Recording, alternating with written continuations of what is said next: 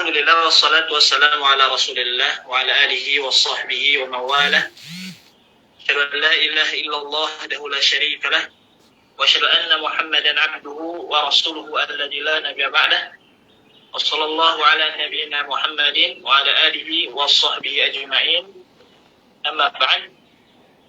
Uhyikum bi tahiyyatil Islam. Assalamualaikum warahmatullahi wabarakatuh. Waalaikumsalam warahmatullahi wabarakatuh. Baik, alhamdulillah pada sore ini kita insya Allah akan mencoba membahas salah satu kitab ilmu tajwid, yakni kitab Al-Bidayah fi Ilmi Tajwid, di mana ini disusun oleh Syekh Zakaria bin Yahya bin Zakaria.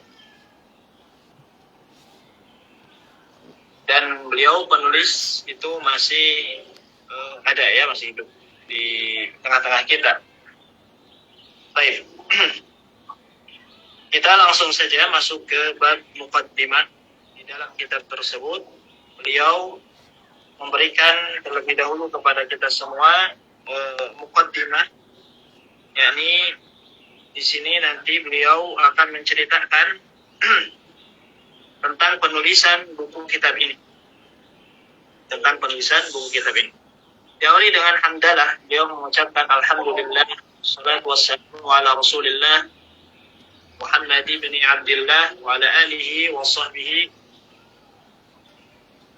wa man wallahum ajma'in wa ba'd. Kemudian beliau mengatakan, "Fahada mukhtasarun fi ilmi tajwid جمعته ورتبته بفضل الله تبارك وتعالى بطريقة جديدة في أرض هذا العلم." Beliau mengatakan ya, bahwa kitab ini merupakan kitab yang ringkas ya. Ini ringkas sebenarnya ya, Al-Bidayah fi Ilmi Tajwid ini kitab yang ringkas, namun ini berbahasa Arab. Ya, ini berbahasa Arab. Dia mengatakan kitab ini adalah kitab yang ringkas yang aku susun ya, mengumpulkannya dari berbagai kitab dan aku susun ya, tentunya dengan karunia Allah Subhanahu wa taala, dengan tariqah, dengan metode yang baru katanya di dalam penyusunan ilmu ini.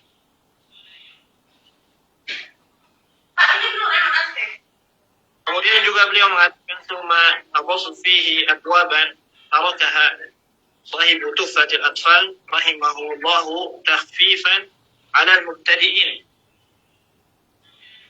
Kemudian beliau ya, di sini mencantumkan di dalam kitab ini penyusunan bab-babnya ini, itu diawali dengan sesuai dengan apa yang dibahas di dalam kitab Tuhfatul Atfal ya, Syekh Sulaiman Al-Jamzuri rahimahullah.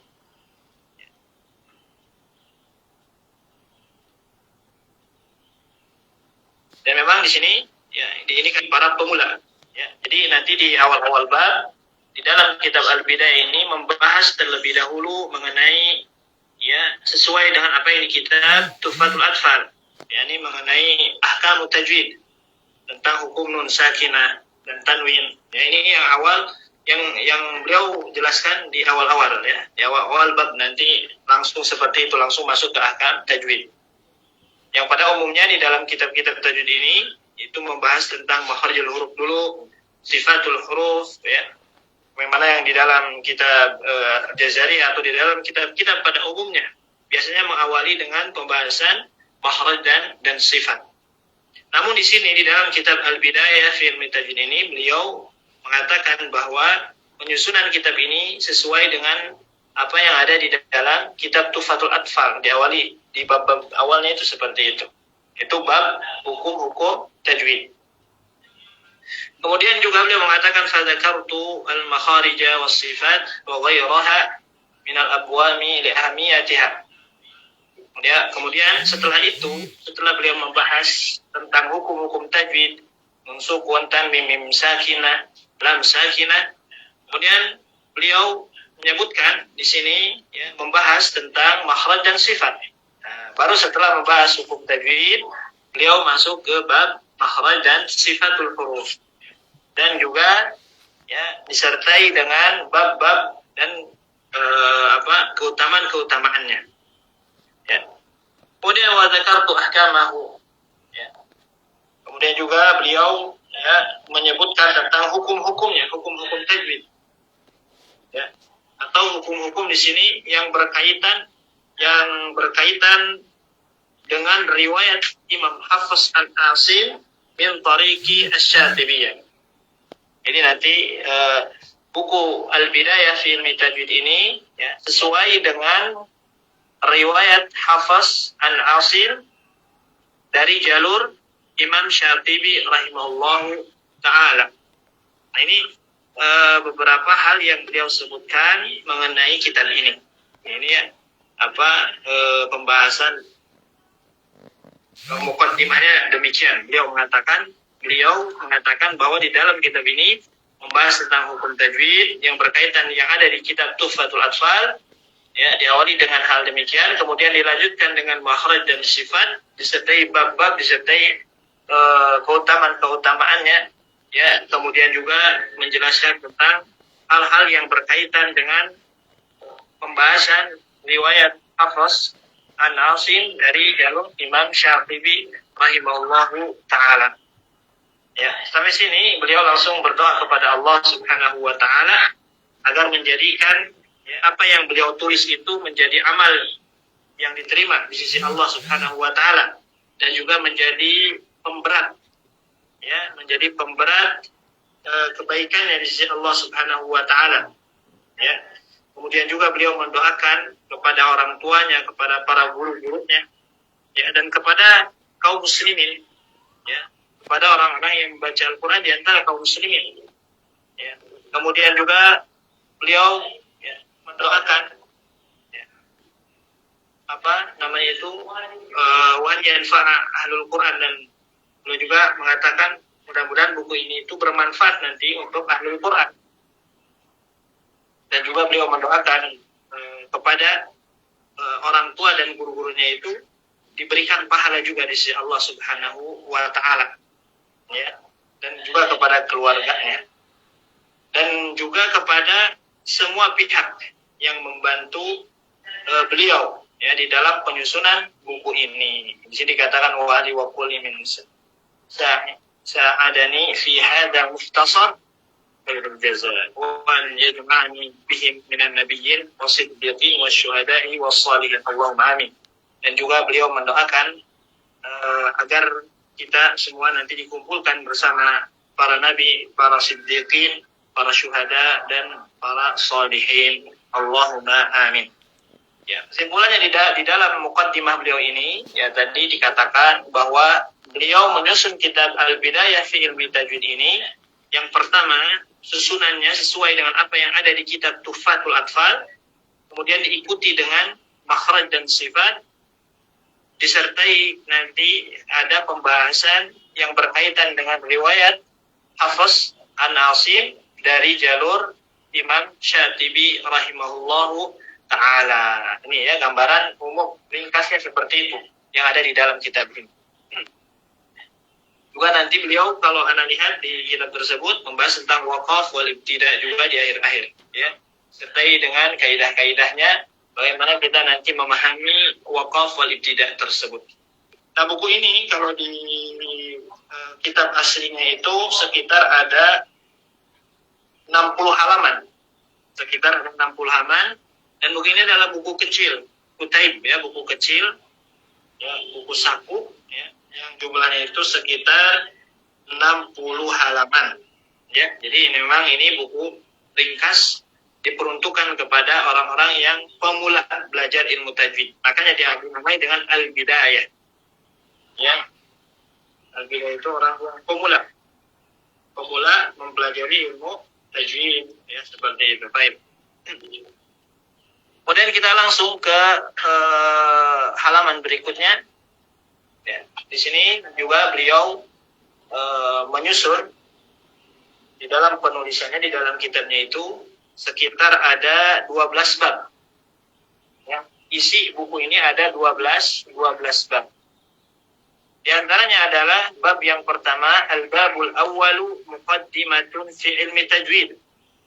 Yaitu bab tentang muqaddimah ya ilmu tajwid.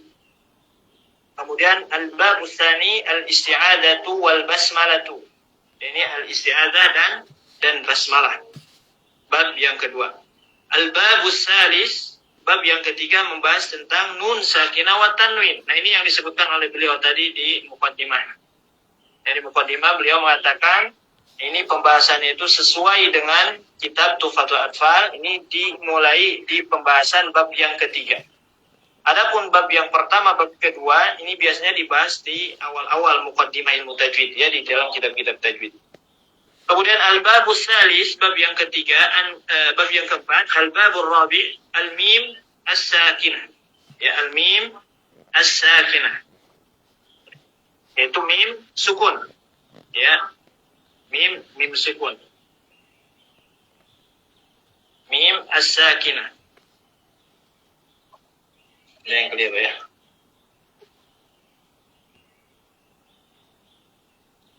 Nah, bab yang keempat yaitu tentang mim sukun. Al-babul khamis, bab yang kelima adalah al-mim wan nun al-musyaddadatan. Itu membahas tentang mim dan nun yang musyaddad, yang bertasydid. Kemudian bab yang keenam, al-babus sadis al-lamat as-sawakin. Itu pembahasan lam-lam yang sukun. Ya. Kemudian al-babus sabi', bab yang ketujuh, nah ini baru membahas makharijul huruf. Ya, makharijul huruf. Tempat keluarnya huruf. Al-babus samin, bab ke-8 membahas tentang sifatul huruf. Al-babut tasi', bab yang ke-9 membahas tentang alaqatul huruf. Ya, alaqatul huruf ini pertemuan huruf.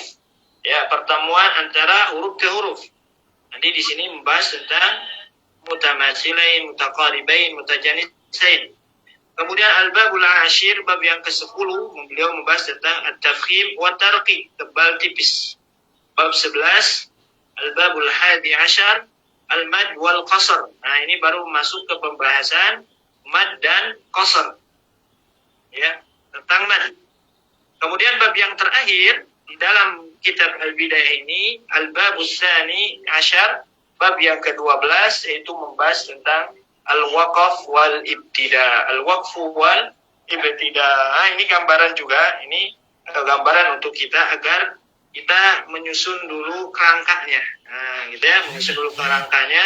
Apa saja sih yang dibahas di dalam kitab Al-Bidayah ini? Ya, apa saja? Di sini ada 12 bab yang akan kita lalui bersama-sama di kelas tajwid Idqon ini ya, insyaallah. Dan mudah-mudahan kita semua diberikan kekuatan oleh Allah Subhanahu wa taala untuk senantiasa istiqomah di dalam mengikuti kajian ilmiah ini. Dan kita tekankan lagi bahwa ketika kita mengikuti, mempelajari ilmu tajwid ini merupakan salah satu yang diberikan pahala di sisi Allah Subhanahu wa taala, dikarenakan ilmu tajwid ini bagian daripada ulumul Quran, berkaitan dengan ilmu Al-Quran, yang mana kita akan membahas tentang bagaimana tata cara mengucapkan huruf-huruf yang ada di dalam Al-Quran ini sesuai dengan apa yang dicontohkan oleh Nabi kita Nabi Muhammad sallallahu alaihi wasallam. Ya, maka kita ikhlaskan niat kita dan insya Allah kita akan mendapatkan pahala di sisi Allah Subhanahu wa ta'ala. Jadi jangan dianggap sepele ketika kita hanya mempelajari pengucapan huruf. Ya, mempelajari huruf hamzah bagaimana, mempelajari huruf ba seperti apa. Nah, kita jangan menganggap sepele ilmu-ilmu tersebut. Ya, seperti itu. Karena sejatinya ketika kita melatih pengucapan huruf, menjaga kalimat-kalimat yang ada di dalam Al-Quran, itu sebenarnya sedang menjaga makna-makna yang tergandung di dalam Al-Quran tersebut. Karena Al-Quran itu adalah lafaz-lafaz yang ada di dalam Al-Quran, itu qawalibul ma'ani. Ya, bentukannya makna-makna. Artinya ketika keliru lafaznya, keliru juga maknanya. Ketika lafaznya berubah, maka maknanya pun akan berubah. ketika hurufnya berubah maka maknanya pun bisa berubah. Ya, seperti itu. Baik. Nah, kita masuk ke pembahasan yang pertama. Nah, di sini muqaddimatun fi ilmi tajwid. Bab muqaddimatun fi ilmi tajwid. Ya, mungkin di antara umat semua sudah mendapatkan PDF-nya ya, kitab tersebut. Dan ini sebenarnya kalau kita cari di Google belum ada ya. PDF-nya ini kita ketik lagi. Ya, kita ketik lagi. Kalau cari juga kitab-kitabnya mungkin ada saja kalau kita cari, beli di toko-toko kitab ya yang berbahasa Arab biasanya suka ada yang jual ya. Tinggal nanti ditanyakan saja atau cari sendiri ya tentang kitab ini Al-Bidayah tersebut. Jadi ini kita ketik lagi. Baik. Nah, di dalam bab muqaddimah fi ilmi tajwid ini beliau membahas ada 5 permasalahan. Nah, di sini ya ada 5 permasalahan di bab muqaddimah ini. Beliau mengatakan wa fihi khamsatu dhawabit. Ya, di dalam bab muqaddimah ini ada 5 dhawabit, 5 permasalahan yang akan kita bahas. Ya, beliau poin-poinkan lagi ada 5 poin. Ya, ada 5 poin di pembahasan ini. Baik. Kita langsung saja ke poin yang pertama, ad-dhabitul awal, dhabit yang pertama. Ya. Poin yang pertama di dalam bab muqaddimah ilmi tajwid ini beliau mengatakan al-aslu fi ta'allumi qira'atil Qur'anil Karim wat-talaqqi wal-musyafahatu min afwahil ulama'il mutqinin. Ya, beliau mengatakan al-aslu fi ta'allumil qira'atil Qur'anil Karim wat-talaqqi wal-musyafahatu min afwahil ulama'il mutqinin. Ya. Di dhabit pertama beliau mengatakan dasar, ya, pokok. Al-asl itu dasar atau pokok di ta'allumi qiraatil Qur'anil Karim, di dalam mempelajari bacaan Al-Qur'anul Karim, wa at-talaqqi, yakni adalah at-talaqqi wal musyafahah min afwahil ulama'il mutqinin. Yaitu talaqqi, kita membacakan ya, bacaan kita, memperdengarkan bacaan Al-Quran kita kepada guru kita. Ya. Wal musyafahah, ya juga maknanya sama ya, talaqqi wal musyafahah min afwahil ulama'il mutqinin. Jadi di sini bagus ya, beliau membahas kaidah pokok terlebih dahulu di dalam mempelajari bacaan Al-Quran itu ya, bukan teori sebenarnya, akan tetapi dengan bertalaqi kepada para ulama yang mutqin, seperti itu.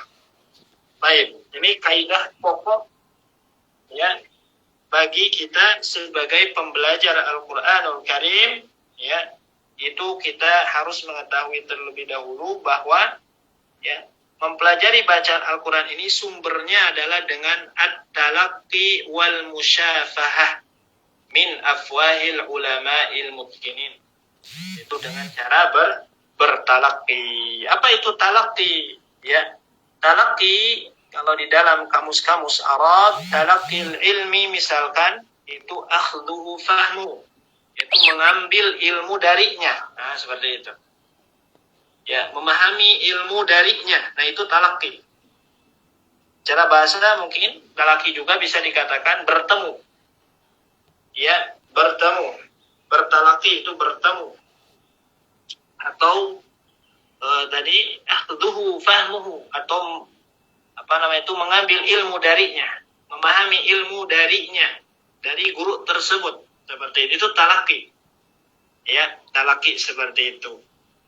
Nah, di dalam membaca Al-Qur'anul Karim ini, talaqi ini adalah kita mentasmi'kan, membacakan ya Al-Qur'an kita kepada guru kita, kemudian nanti guru itu mengoreksi bacaan kita, ya, itu adalah talaqi. Itu yang pertama. Yang kedua, talaqi itu guru membacakan ya, guru membacakan, kemudian kita mendengarkan bacaan guru kita. Nah, itu adalah juga disebut talaqi. Untuk yang pertama tadi, murid membacakan kepada guru lalu guru mengoreksi, itu namanya prosesnya proses Arab.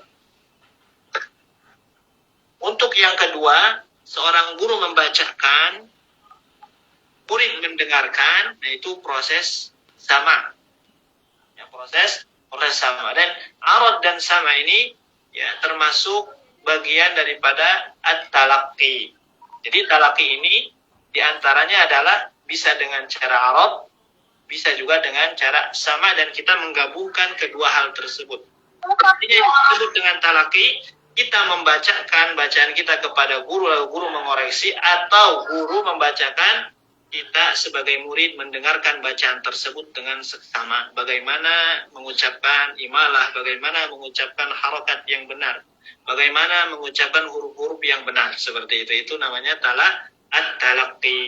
Ya, baik. Makanya di sini Anda membahas tentang ada rukun talaqi. Ya.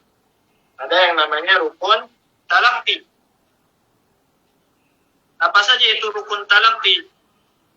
Ya, rukun talaqi diantaranya ada 4. Ya, rukun talaqi diantaranya ada 4. Yang pertama ada al-mutalaqqa anhu. Mutalaqqa anhu.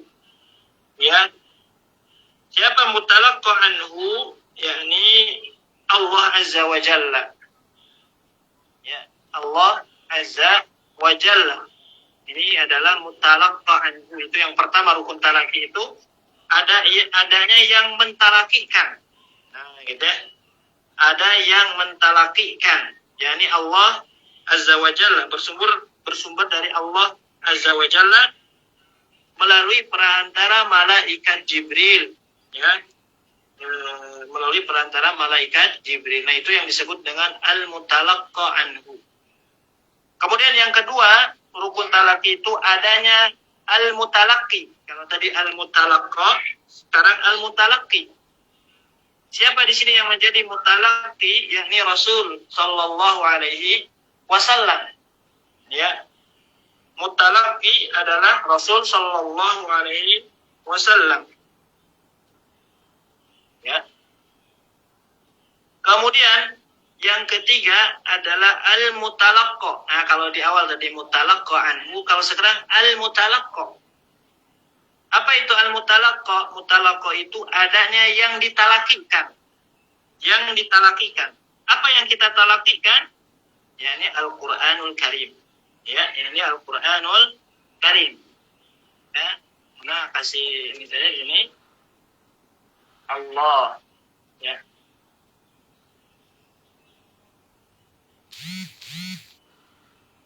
Allah melalui malaikat Jibril, kemudian mutalaqi yakni Rasul,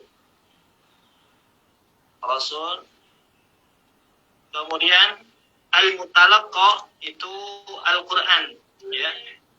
Al-Qur'an.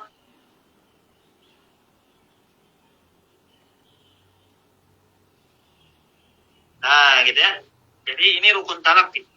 Kemudian selanjutnya yang keempat, kaifiyatut talaqi. Ya, cara proses, ya, cara bertalaqi. Talaqi, ya. Baik.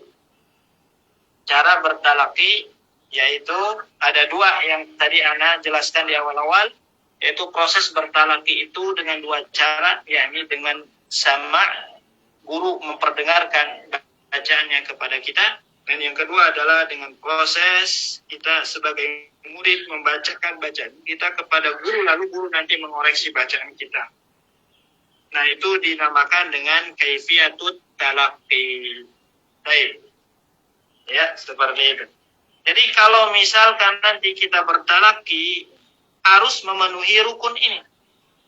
Harus memenuhi rukun ini. Nah, kalau di zaman sekarang siapa mutalaqqa anhu? Yakni guru kita. Ya, guru kita. Siapa al-mutalaqi? Yakni kita sebagai pembelajar, murid. Ya, seperti itu. Kemudian siapa al-mutalaqqa? Ya, ini Al-Qur'anul Karim. Yang kita talakikan bukan hadis, ya, bukan buku-buku yang lain, tapi Al-Qur'anul Karim. Kemudian bagaimana tata cara kita bertalaki kepada guru kita? Yaitu dengan proses sama disertai dengan proses arad, ya. Tentunya nanti ketika kita bertalaki harus memenuhi bagaimana kita mentalakikan bacaan kita kepada guru kita, itu memenuhi dengan kaidah-kaidah tajwid, ya, kaidah-kaidah tajwid. Ketika kita membacakan bacaan kita kepada guru kita. Baik. Jadi ada 4, ya, rukun at-talaqi. Baik. Nah, kembali kepada yang tadi di pembahasan di awal, bahwa pokok mempelajari bacaan Al-Quran itu yaitu dengan cara at-talaqi kepada guru kita, ya, seperti itu. Juga ini disampaikan di dalam Al-Quranul Karim, di dalam surah An-Naml dikatakan, wa innaka latulaqqal Qur'ana min ladun hakimin alim. Ya, wa innaka latulaqqal Qur'ana min ladun hakimin alim. Min ladun hakimin alim, ya, seperti itu. Dan sesungguhnya, ya, wa innaka, ya, engkau wahai Muhammad, latulaqqal Qur'an, benar-benar kami talakikan Al-Qur'an, ya. Benar-benar kami talakikan Al-Qur'an min ladun hakimin alim, itu dari sisi Allah Subhanahu wa taala yang maha bijaksana dan maha mengetahui. Seperti itu. Ini dalilnya, ya, bahwa Al-Quran ini ditalakikan langsung oleh Allah Azza wa Jalla, dan Allah itu sebagai mutalaqqa anhu, kemudian disampaikan kepada Nabi kita Nabi Muhammad sallallahu alaihi wasallam yaitu sebagai mutalaqi. Kemudian yang disampaikannya itu adalah Al-Qur'anul Karim, yakni al-mutalaqqa. Kemudian juga nanti disertai dengan, ya, proses penyampaian kaifiyah talaqi tersebut dengan cara ardan wa sama'an, ya, dengan cara ardan wa sama'an, guru membacakan kepada murid atau murid membacakannya kepada guru, kemudian nanti guru kita, ya, mengoreksi bacaan kita, dan itu yang dilakukan oleh Nabi kita Nabi Muhammad sallallahu alaihi wasallam kepada perantaranya, yakni malaikat Jibril. Begitupun dilakukan oleh para sahabat ridwanullahu alaihim, membacakan bacaannya kepada Nabi kita Nabi Muhammad sallallahu alaihi wasallam.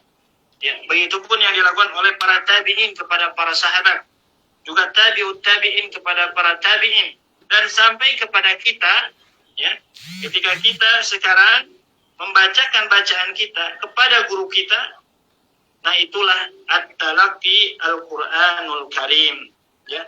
Dan ini dikatakan oleh para ulama, diantaranya adalah Imam Asy-Sya'bi mengatakan al-qira'atu sunnatun faqra'u kama qara'a awwalukum.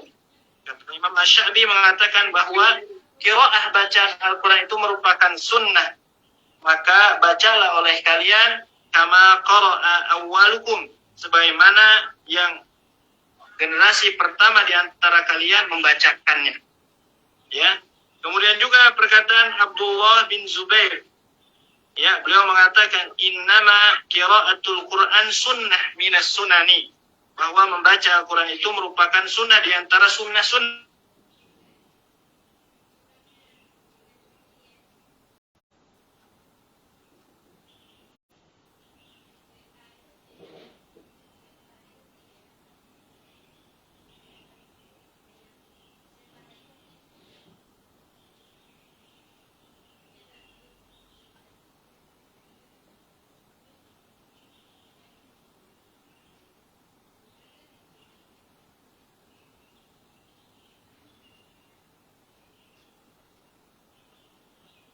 Recording in progress. Talaqi Al-Quranul Karim. Kemudian juga di zaman Nabi Muhammad sallallahu alaihi wasallam, ya, sebagaimana hadis yang diterima yang diriwayatkan oleh Imam Bukhari, ya.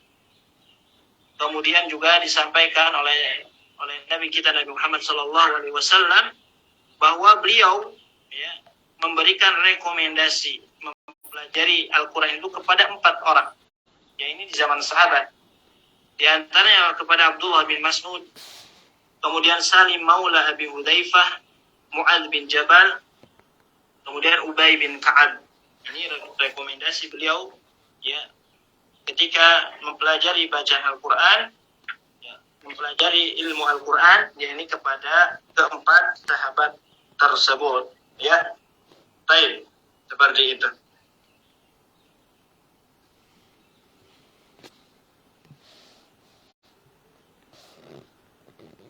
Baik. Kita lanjutkan ke ad-dhabit yang berikutnya, ya. Dhabit yang kedua. Ad-dhabit as-sani, arkanul qira'ati as-sahihati salasah. Ya, ini membahas tentang rukun bacaan yang sahih, yang benar. Ini terdiri dari 3, sihhatul isnadi, muwafaqatul rasmil usmani walau ihtimalan, muwafaqatul qiraati liwajhin min wujuhil lughah al-arabiyyati. Ya, di sini dijelaskan oleh beliau, oleh penulis tentang rukun bacaan yang sahih. Apa saja rukun bacaan yang sahih? Di antaranya adalah kata beliau sihhatul isnad. Sanadnya sahih, tersambung kepada Nabi kita Nabi Muhammad sallallahu alaihi wasallam. Ini sanadnya itu sabit,